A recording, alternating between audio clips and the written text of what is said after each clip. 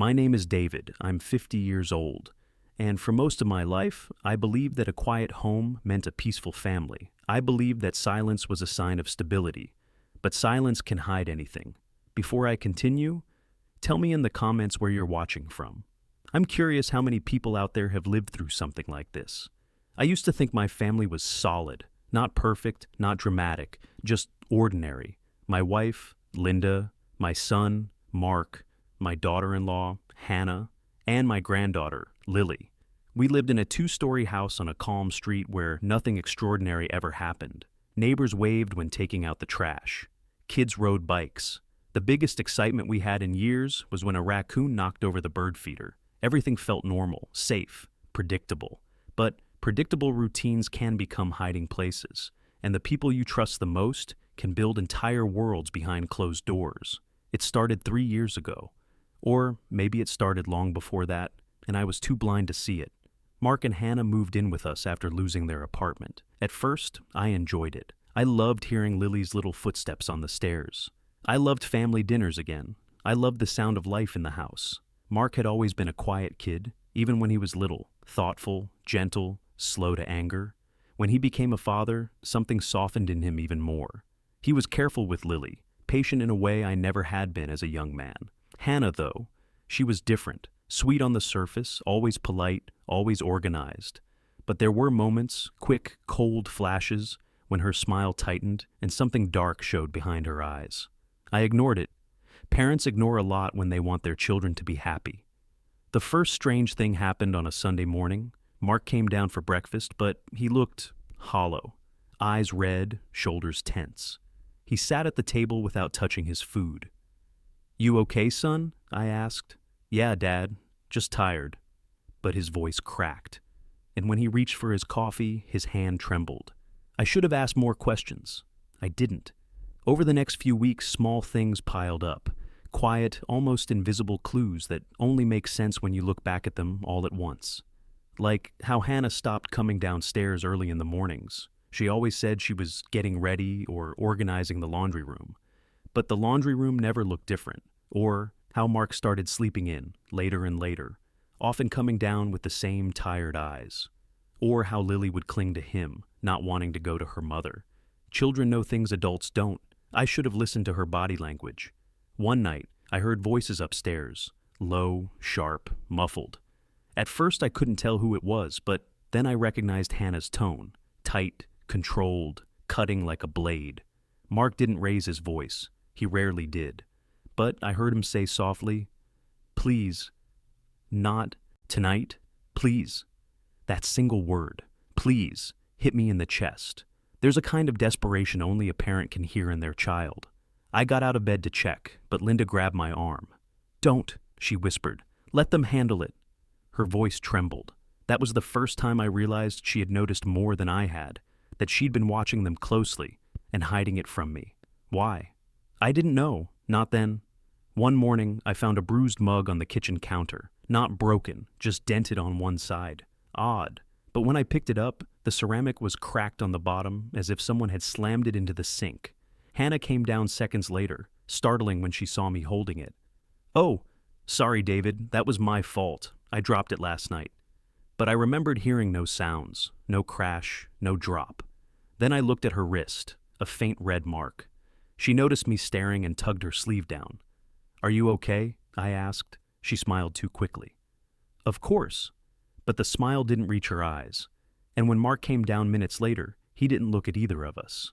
Another Sunday morning, funny how everything happens on Sundays, I was passing the hallway when I saw something I still can't forget. Hannah had Lily by the arm, not holding, gripping, too tightly. Lily whimpered, "Mommy, please, it hurts." I froze. Hannah let go immediately when she saw me, her face flushing. "Oh, David, I didn't hear you." She was about to fall. I grabbed her too fast. But Lily ran to me, hid behind my legs, and wrapped her arms around my knee. The fear in her little hands said everything her voice couldn't. That's when my chest tightened with a feeling I hadn't felt since Mark was a toddler. A protective instinct so strong it burned. Still, I stayed silent. I told myself I needed proof. I didn't want to accuse Hannah of anything without knowing the truth. But the truth was unfolding right in front of me. A week later, Linda admitted something. "I've heard them fighting at night," she said, staring into her cup of tea. "I've heard things, not just arguing." "What things?" She didn't answer. Instead, she said, "I'm scared, David." That was the moment I realized this wasn't a marital spat. This wasn't stress. This wasn't exhaustion. Something deeper, darker, and far more dangerous was happening inside my home. Mark came home early one evening, too early. His face was pale, his eyes swollen. I opened my mouth to ask what had happened, but he brushed past me. "I'm fine, Dad. I just need a minute." Then he went upstairs to the room at the end of the hall, the room they shared, and closed the door gently, too gently, like someone who didn't want to trigger a storm. Minutes later, Hannah followed. Her face was calm. Too calm. A quiet woman walking into a quiet room can be scarier than someone screaming. I sat down on the sofa, unsure what to do, unsure what I was allowed to do. This was my son. But it was also their marriage. Where was the line? I didn't know. That night, I heard something. Not words, not yelling, a thud. Soft, but heavy. Then, silence. The next morning, Mark had a bruise on his shoulder. He said he slipped in the shower. He didn't. Parents know when their children lie, even if they're grown, even if they're fathers themselves. I wanted to confront Hannah, ask her what was happening, ask her what she was doing to my son. But the fear of being wrong, of breaking the family apart with accusations, held me back. It was easier to pretend everything was fine, just like I had done years ago with my own father, just like men of my generation were taught. Don't pry, don't push, don't speak unless necessary. Silence passed down like an inheritance, and silence always rots. The real turning point came on a rainy Thursday. Mark asked me if he could borrow my laptop. He said his was running slow. I gave it to him. Later that night, when he returned it, I found something I wasn't supposed to see. A file on the desktop. Untitled, hidden in plain sight. I clicked it. It was a video, recorded from a phone. The image was shaky. The sound was low. But I recognized the room instantly. The room at the end of the hall. In the video, Hannah was yelling. Not screaming, yelling in that cold, sharp tone she used when she wanted to cut someone without raising her voice. "You're useless, Mark. Do you hear me? Useless. You can't even provide for your family. You can't do anything right." Mark stood there silently, shoulders down, eyes down, taking the words like punches. "Look at me when I talk to you," she snapped, grabbing his face. He didn't push her away. He didn't defend himself. He just whispered, "Please, stop." And my heart dropped. A grown man saying please to someone who should have loved him. My son begging in his own home. My hands clenched so hard my knuckles went white. I didn't finish the video. I couldn't. Instead, I closed it and sat there for a long time, breathing hard, trying to understand how this happened right under my nose. The quiet boy I raised had become a quiet man someone else broke. I wanted to wake Linda, tell her everything. Storm upstairs, grab Hannah's bags and throw them outside. But something held me still. Fear, shock, guilt, mostly guilt. How many nights had he endured this while I slept across the hall? The next morning, I waited for Mark in the kitchen. He came down slowly, like someone carrying invisible weight on his back. "Sit," I said. He froze. Then he sat. I slid the laptop toward him. He stared at it for a long time. Then he whispered, "You saw it." I did. He swallowed hard. "I didn't want you to." "Well, I did." Silence. Then, "Dad, it's not what it looks like." "Yes, it is." He shook his head, tears filling his eyes. "No, you don't understand. You can't." But I did understand. I understood perfectly. "Mark," I said quietly, "this is abuse." He flinched at the word. No, she just gets stressed. She gets overwhelmed. It's my fault most of the time." "Your fault?" My voice cracked. "Son, she laid hands on you. She speaks to you like...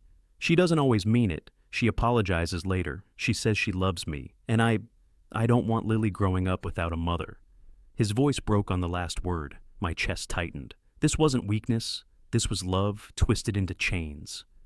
"Mark," I said softly, "you don't have to stay." Yes, I do. Why? He looked up, and the pain in his eyes nearly crushed me. Because I don't know who I am without her. That sentence haunted me. Still does. That night, I didn't sleep. Neither did Linda. We lay there in the dark, listening to the quiet of the house. David, she whispered, we have to do something. I know. Do you? She asked softly. Because we've been ignoring this for a long time. And Mark, he's fading. She was right. I'd been a coward, a bystander in my own home. Not anymore. I decided that the next encounter, any sign, any sound, any bruise, I would step in. But fate didn't wait that long. Fate moved first. The next morning felt wrong from the moment I opened my eyes. The house was too quiet, not peaceful, quiet in a way that made the air feel heavy, like the silence was hiding something. I walked downstairs and found Linda already awake, sitting at the kitchen table with her hands clasped tightly together. She went upstairs early, she whispered. Hannah. I checked the clock. 6:45 a.m. Too early for her. Far too early. I didn't know if I was more angry, afraid, or guilty. Maybe all three.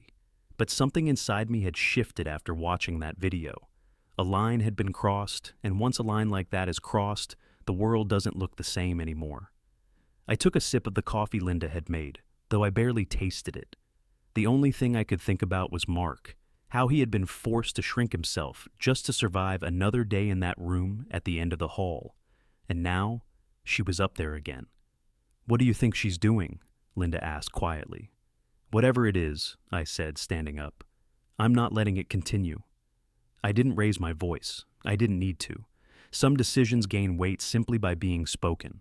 As I climbed the stairs, I heard something faint, a soft thud, then another. I stopped outside the room, my hand hovering near the doorknob. But before I could touch it, I heard a voice I hadn't heard in years. Mark's voice raised, not loud, just sharp. Stop it, Hannah. Please, stop. There it was again. That word, please. A man shouldn't have to beg in his own home. My heart hammered against my ribs. I pushed the door open. What I saw made my blood run cold. Mark stood near the bed, his posture tight, shoulders hunched. His cheek was red, freshly red, as if a hand had just struck him. Hannah stood across from him, eyes blazing, chest rising and falling in short, furious breaths. They both turned toward me as the door opened, but Mark's eyes... God, I'll never forget the look in them. Not shock, not fear, shame, like he was embarrassed that I had seen him like this. Dad, he murmured, quickly wiping his cheek. Hannah stepped forward, her expression instantly shifting into a smile, one of those thin, practice smiles you use when you're caught doing something wrong but need to pretend everything is fine. Oh, David, we were just talking. A little argument, that's all. Don't, I said quietly. Her smile twitched. What? Don't lie to me. Mark froze. Hannah froze. I stepped further into the room, closing the door behind me. I heard everything, I said. I've been hearing things for months, and I've seen the video. Mark's eyes widened, Hannah's face drained of color. What video? She snapped. Her voice was no longer sweet. It was sharp, dangerous. The one you didn't know he recorded. She looked at Mark like he had betrayed her. Mark looked at the floor like he had betrayed everyone. But the betrayal wasn't his. What do you want, David? Hannah hissed. Do you want us to fight more? Do you want to break this family apart? You already have, I said. Mark winced. Hannah glared. You don't get to speak to him like that. Not anymore. Something changed in her eyes then. A flicker. Something cold and calculating. Mark, she said, turning toward him. Are you going to let your father interfere in our marriage? He didn't answer. He looked torn, split between loyalty and survival. And then he whispered, I don't want this anymore. Those 5 words were barely audible, but they were enough. Hannah stepped toward him, fury twisting her features. You ungrateful. I stepped between them. Touch him again, I said softly, and you won't stay in this house another minute.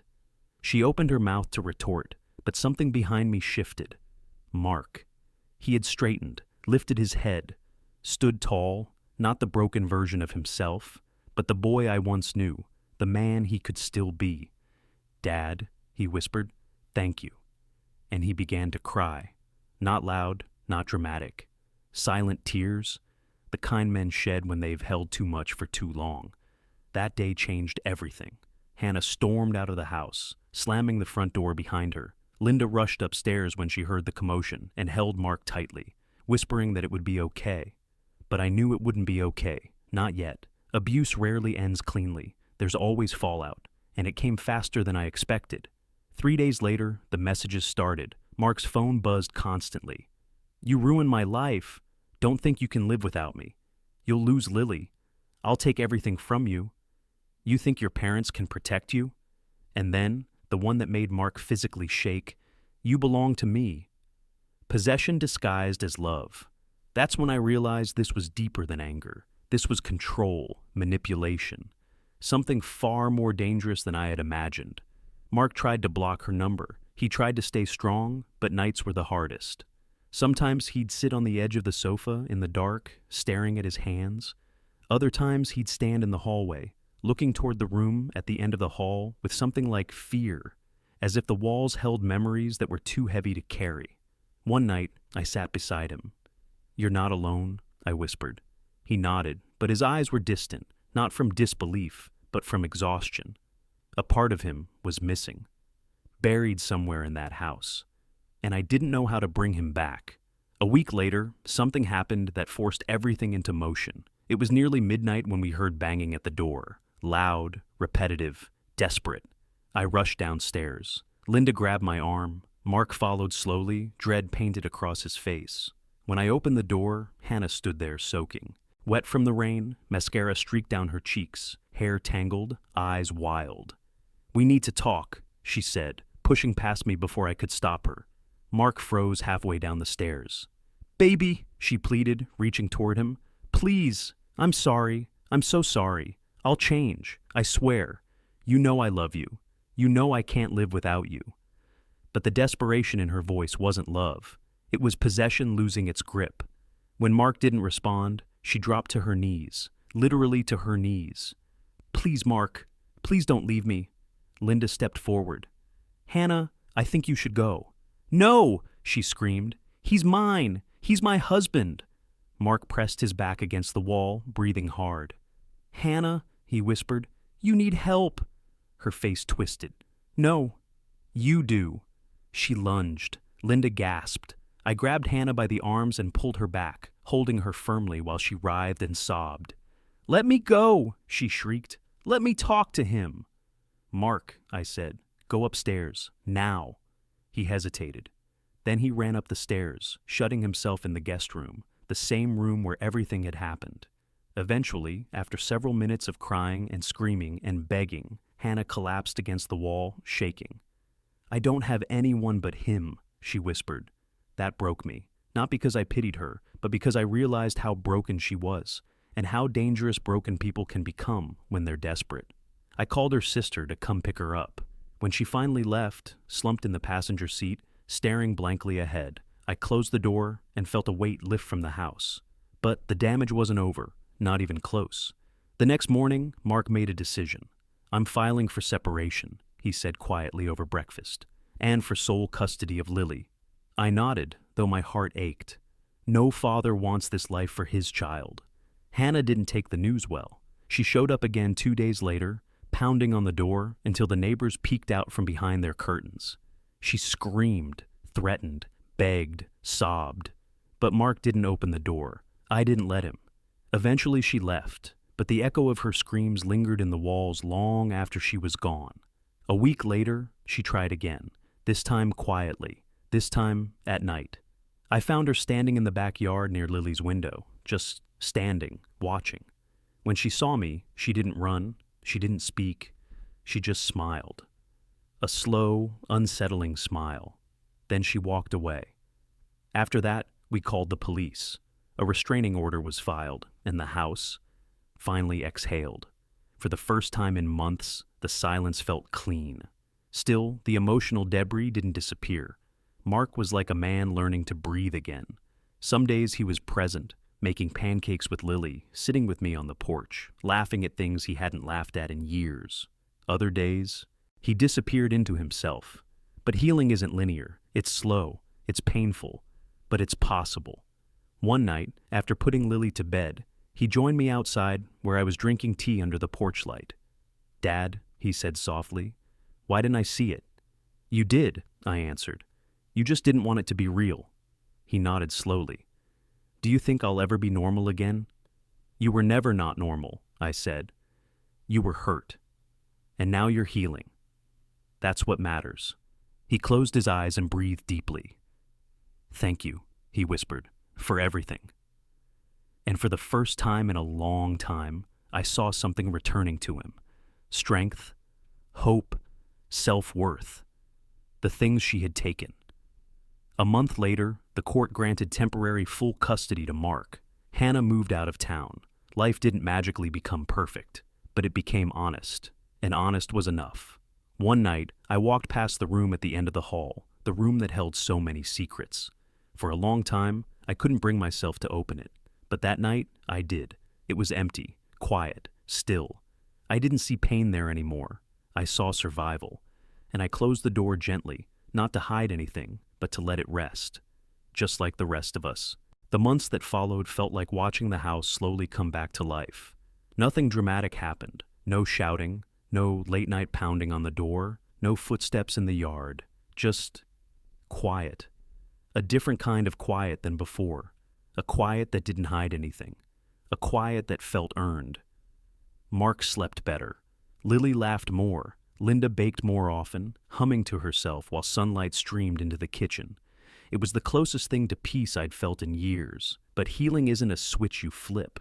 It's a slow unfolding, like a bruise fading day by day.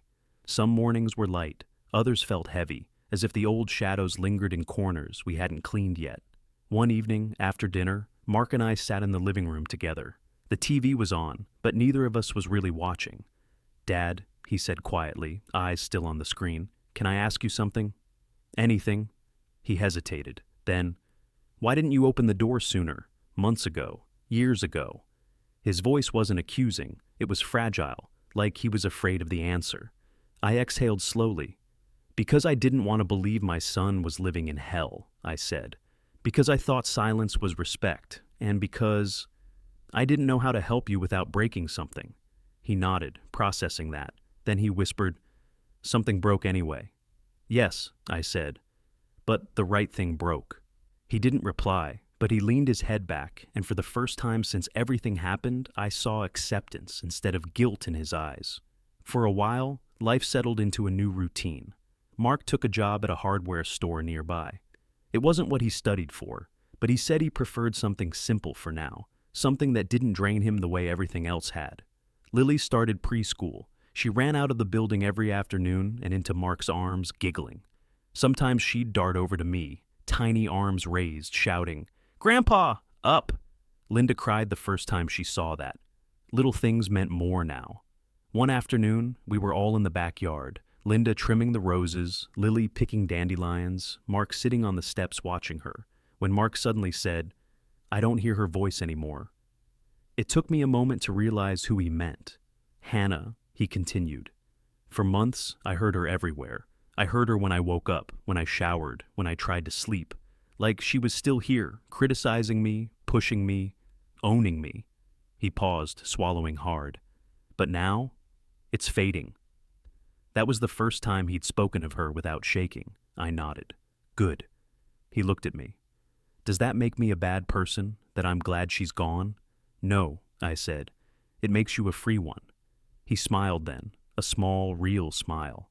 I hadn't seen one of those in a long time, but peace, even the honest kind, can be fragile. That fragility showed itself one evening in Early's winter, when Mark received an email from an unknown address.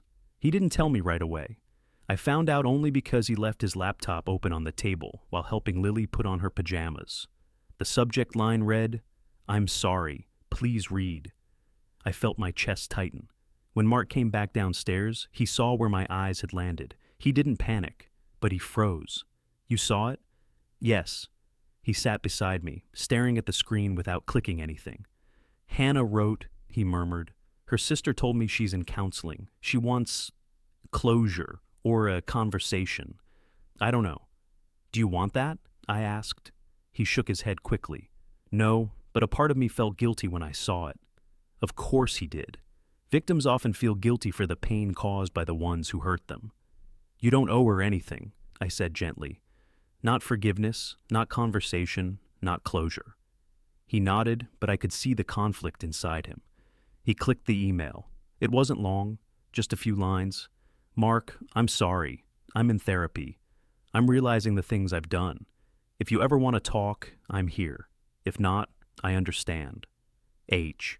He stared at it, expression unreadable. Then he highlighted the message and deleted it.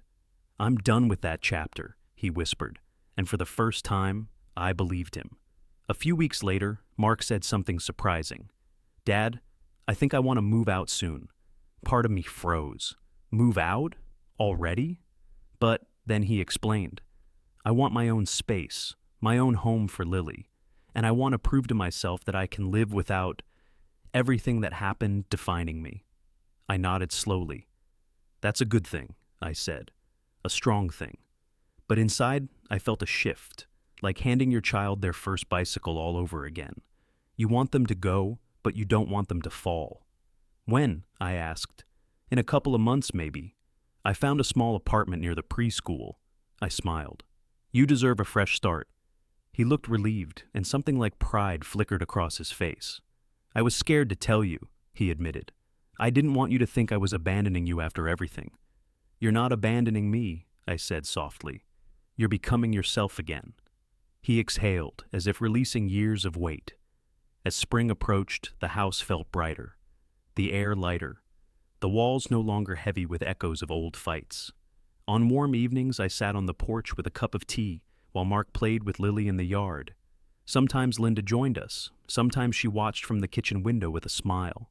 One night, after Lily had gone to bed, Mark stepped outside and handed me a small object. A phone. Hannah's old phone. I found this in one of her boxes, he said. I forgot we still had it. I stared at it. He hesitated, then added, There might be videos or messages, things I never saw, things you don't have to see. I shook my head. No, I don't need to know anything else. He nodded, relieved. What should we do with it? He asked. I stood, walked to the edge of the yard, and placed the phone in the metal trash bin we used for burning old brush. Want the honors? I asked. He picked up a match, struck it, watched the flame dance. Then he dropped it into the bin. The phone crackled, sparked, melted, and something inside him seemed to melt with it. He closed his eyes. I feel lighter, he whispered. You should. The weeks passed quickly after that. Mark signed the lease on his new apartment, a small, bright corner unit with big windows and a little balcony. Lily loved it instantly. She ran in circles yelling, My new home!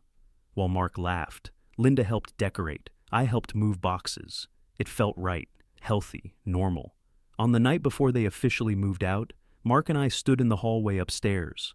The house was quiet. The lights were off except for the small lamp at the end of the corridor. We were standing outside that door, the room that had once held so much pain. I want to open it, Mark said suddenly. You don't have to, I replied. I know, but I want to. So he turned the knob. The room was empty now, freshly painted, clean, just a room, nothing more. Mark walked inside slowly, touching the wall with his fingertips. I thought I'd feel afraid, he murmured, but I don't. What do you feel? He looked around and smiled softly. Nothing. And that, I realized, was the greatest victory of all. On moving day, we loaded the last few boxes into the car. Lily waved at the house like it was an old friend. Bye-bye, Grandpa House. I knelt beside her. You can visit any time you want. Okay, she chirped, hugging my neck. Mark closed the car door and walked over to me. You sure you're okay with this? He asked. I'm proud of you, I said. That's all. He pulled me into a hug, the kind of hug he hadn't given me since he was a boy. Thank you, Dad, for everything. When the car drove away, Linda slipped her hand into mine. You did the right thing, she whispered. I hope so. You did, she repeated. You saved him, David. I didn't feel like a savior. I felt like a father who finally learned to listen. And that was enough. Now, months later, the house is quiet again. But not the heavy quiet of before. A peaceful quiet. Sometimes I walk past the empty room at the end of the hall. The door is always open now. Sunlight spills across the floor. The walls are bare. The space no longer holds ghosts, just air, just light, just freedom. Mark and Lily visit often. Sometimes we have dinner together. Sometimes we sit on the porch and watch the sunset. Sometimes we don't talk at all. Silence doesn't scare me anymore. Silence can heal too if it's honest. The past will always exist, but so will the future, and for the first time in a long time, the future feels bright.